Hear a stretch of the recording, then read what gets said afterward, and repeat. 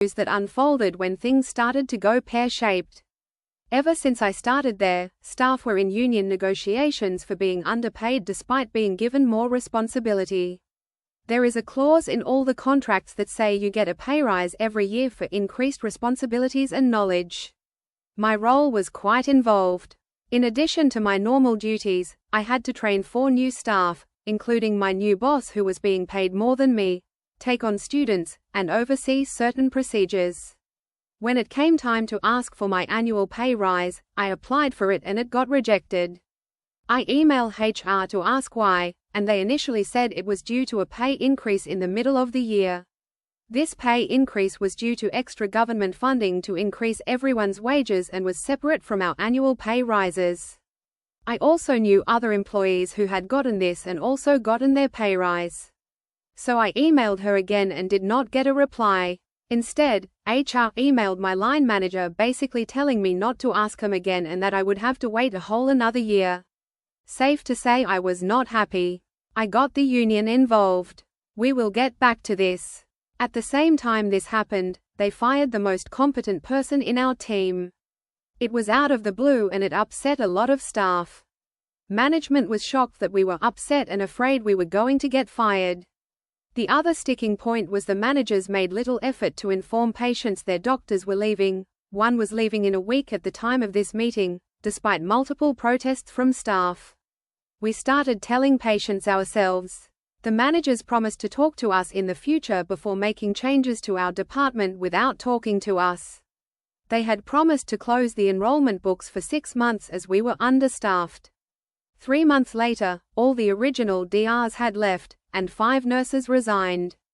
As you can imagine, this never happened.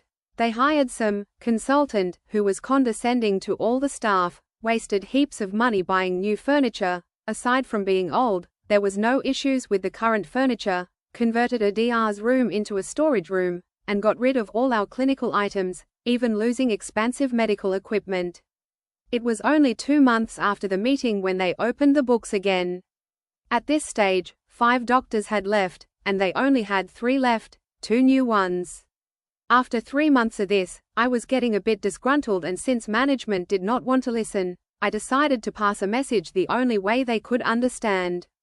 I had resigned by this point and had probably 4 weeks left. I also had 14 days of sick days.